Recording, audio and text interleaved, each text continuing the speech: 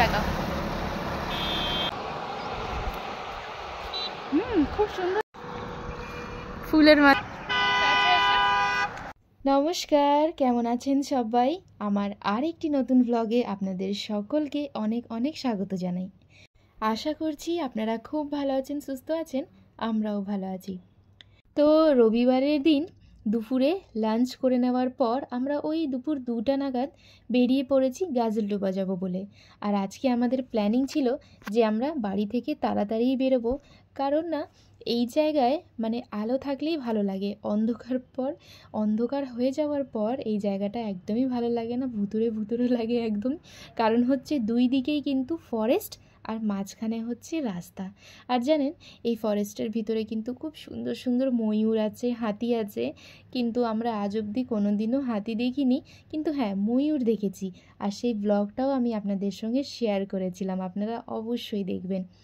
তো যেহেতু দিনের বেলা ভিউগুলো কিন্তু দারুণ দেখতে। আর ওই সাইডের যে জঙ্গলটা দেখছেন তার ভিতরেই কিন্তু হাতি রয়েছে আর হচ্ছে ময়ূরগুলো কিন্তু আজ অবধি আমি দেখিনি। আর রাস্তাটা খুব সুন্দর লাগছিল, যার জন্য রাস্তার একটু ভিডিও করে নিলাম। আর যেহেতু রাস্তা এখন খালি রয়েছে না, খুবই সুন্দর লাগছে। আর আমার হাজব্যান্ড এদিকে একটু ফটোশ্যুট করছে, ও কিন্তু ফটোশ্যুট করতে ভীষণ ভালোবাসে। এই তো কথা বলতে না বলতে চলে এসেছি গাজলডোবায়। কিন্তু গাজলডোবা যাওয়ার আগেই দেখলাম সুন্দর এই হলুদ ফুলের গাছ। আর এই প্রত্যেকটা হলুদ ফুলের গাছে এত সুন্দর ফুল ফুটেছে যে কিচ্ছু বলার নেই। আর সবাইকে দেখছিলাম এখানে দাঁড়িয়ে দাঁড়িয়ে খুব সুন্দর ভিডিও করছিল, ফটোশ্যুট করছিল। তো আমিও দাঁড়িয়ে পড়েছি। ওই যে দেখুন উপরে এক ঝাঁক পাখি চলে যাচ্ছে। এই যে জায়গায় আমরা এসেছি না, এই জায়গায় আসলে কিন্তু ক্যামেরা বন্ধ করতেই মন চায় না। কারণ জানেন কেন? ক্যামেরাটা বন্ধ করলেই কিন্তু ভালো সিনগুলো মিস হয়ে যায়। ওই যে একটু আগে আপনারা দেখেছেন না, এক ঝাঁক পাখিগুলো চলে যাচ্ছিল। হয়তো আমার ক্যামেরাতে তেমন ভালো আমি ক্যাপচার করতে পারি নাই, কারণ অনেকটাই দূরে ছিল, কিন্তু বিশ্বাস করুন চোখ দিয়ে দেখতে এত ভালো লাগছিল না, খুব খুব সুন্দর লাগছে। আর এর আগেও কিন্তু আমি এক ঝাঁক পাখি দেখেছিলাম। ওই যে পাখি বলতে ওই যে বক যে হয় না সাদা, ওই বকটা দেখেছিলাম একটা গাছের উপরে, প্রায় 20টা-25টার মতন একসঙ্গে বসেছিল, কিন্তু আমার ক্যামেরাটা তখন অফ ছিল, আমি সেটাকে আর ক্যাপচার করতে পারলাম না। তো আপনারা যখনই এইসব জায়গায় যাবেন অবশ্যই একটু দিনের বেলায় গেলে ভালো হয়, তাহলে খুব সুন্দর সুন্দর ভিউ আর সিনগুলো আপনারা দেখতে পারবেন। আর এখন কিন্তু গাজলডোবাতে গেলে খুব সুন্দর সুন্দর পাখি দেখা যাচ্ছে। তো আপনারাও চেষ্টা করবেন একটু দিনের বেলা গেলে ভালো হয়, কারণ অন্ধকারে গেলে এখানে কিচ্ছুই দেখতে পারবেন না, চারিদিকে শুধু অন্ধকার আর অন্ধকার। এইদিকে কিন্তু একটা ছোট্ট হলুদ ফুলটাকে পেরে নিয়ে আমি সাইডে কানে দিয়েছিলাম, কেমন লাগছে কমেন্ট বক্সে অবশ্যই জানাবেন। আর এই ফুলের কালারটা এত সুন্দর ছিল, একদম হলুদ কালারের, খুবই ভালো লাগছিল। কিন্তু আমি এই ফুলের নামটা জানি না, আপনারা যদি জেনে থাকেন তাহলে অবশ্যই কমেন্ট বক্সে জানাবেন। আর এদিকে কিন্তু আমরা এখনও গাজলডোবার দিকে যাইনি, যাওয়ার আগেই কিন্তু এই ফুলের গাছগুলো দেখেছিলাম আর দাঁড়িয়ে পড়েছি।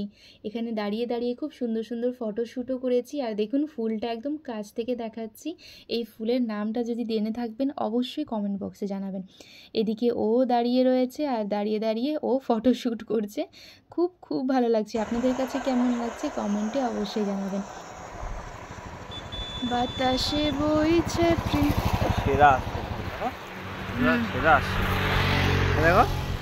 তো আমরা এখন যেহেতু রাস্তার সাইডে দাঁড়িয়ে রয়েছি, যার জন্যে প্রচুর পরিমাণে কিন্তু গাড়ির আওয়াজ হচ্ছিল।